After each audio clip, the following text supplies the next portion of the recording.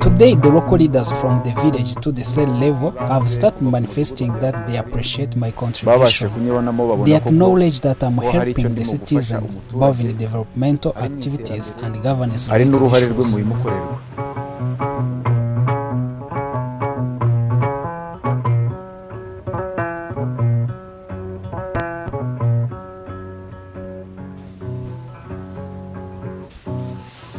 Lambert Yamuragiye lives in Gicumbi district, where he is a farmer like many other citizens of this community.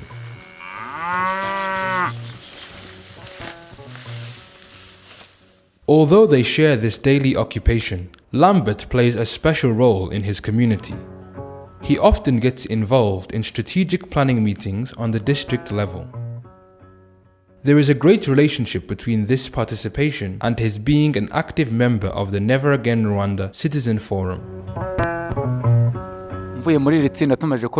After joining this citizen forum, I went back and created saving and credit scheme groups in my village. The local leaders recognized me as an opinion leader. This was definitely inspired by my being associated with the citizen forum.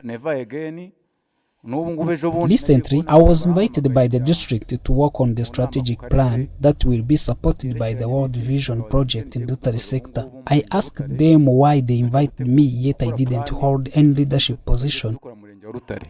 They told me that they had invited me because I was an opinion leader.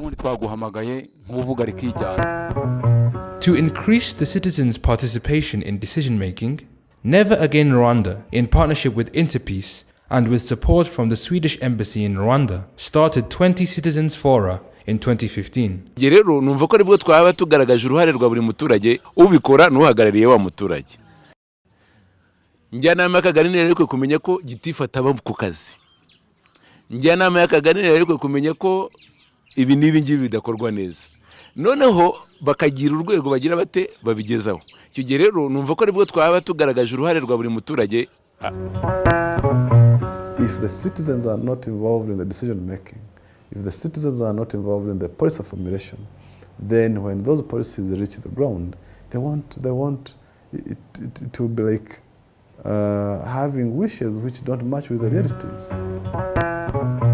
Such fora are operational in Musanze, Nyabihu, Gicumbi, Karongi, Rwamagana, Bugesera, Huye, Nyaruguru, Nyarugenge and Gasabo districts.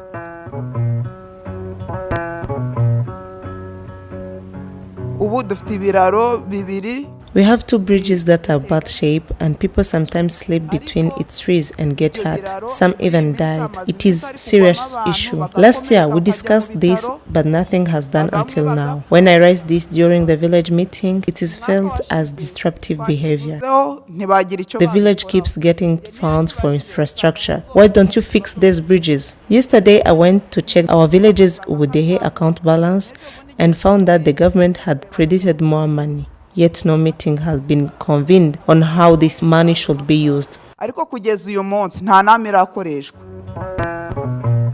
Members of the Citizens Fora and local leaders are unanimous in their contribution in empowering citizens' participation in tackling governance issues. Before this forum, even when we were aware of some issues, if the person directly affected did not raise them, you just kept quiet, it was not business.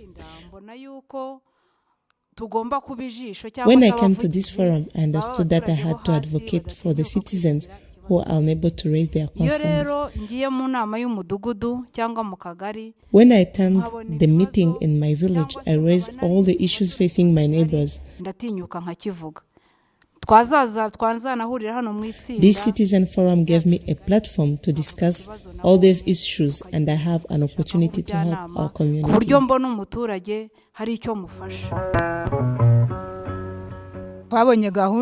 We examined the planned activities in our sector and we added some activities that have been forgotten. Every member of this forum shared an activity mentioned by citizens from their respective cells and they were integrated. We pointed out that the road was needed from Kamira to Kareba in Gasi's sector. We also requested that water flowing from the volcano mountainside be drained since it was destroying property in Rurengere area. The sector has planned 52 activities in our Mihigo performance plan, but after evaluation by this forum, we identified 11 more activities.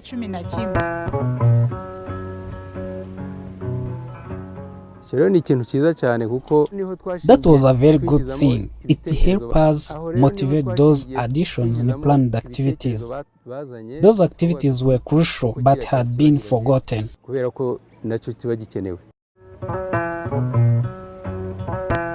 The research published by the Rwanda Governance Board highlighted some of the obstacles that prevent many citizens from fully participating in planning, implementation and evaluation of government policies and programs. Forum members have been discussing this at length too. Look at the implementation of the government programs. Umuganda Community Works, for example.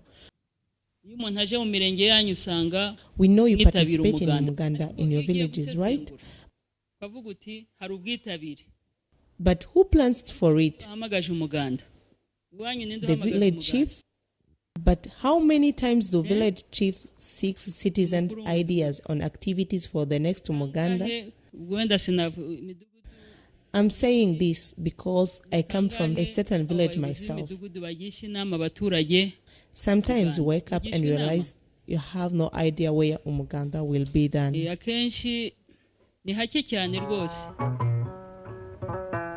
These fora complement the government's efforts in promoting citizens' participation in decision-making. They serve as a bridge to reduce the gap between a leader and citizens. This is seen through their involvement in decision-making processes, expressing their wishes to local authorities, and through the positive response by the latter in these fora.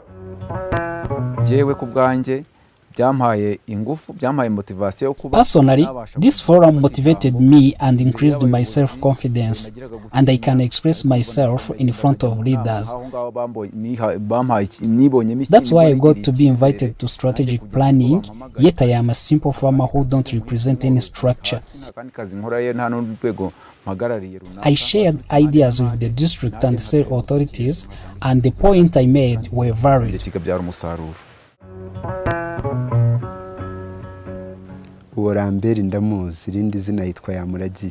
I know this man Lambert Yamulagiye from Again Rwanda said, I know him. What he told you is very true. He is a key resource person in our programs.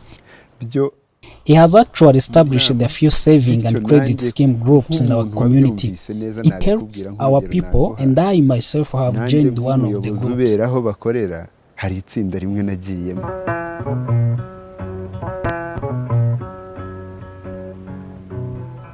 Although the members of these fora meet once a month, they have achieved a lot.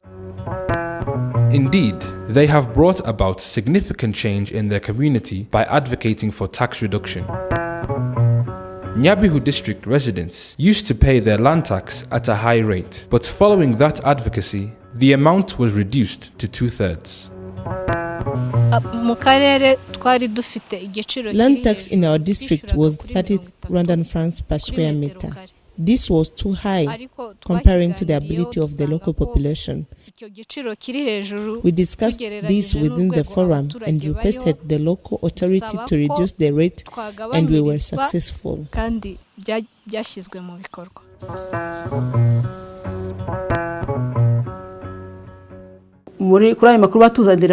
Thanks for the information gathered by citizens forum members. It was obvious that people were not happy with high tax rates. We reported the issue to higher organs. The issue has been resolved.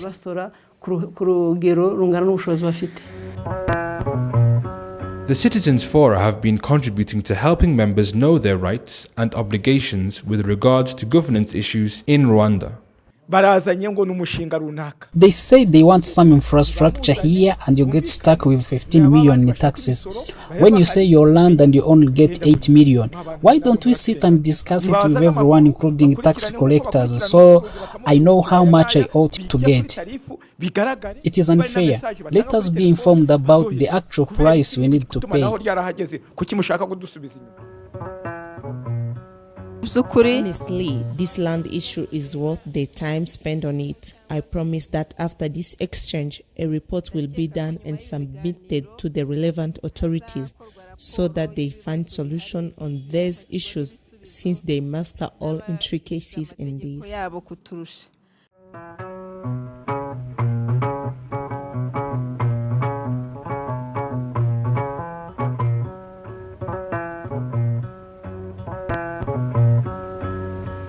The more this activity gathers momentum, it will reach many and help them take advantage of such a platform to contribute in improving good governance in their motherland.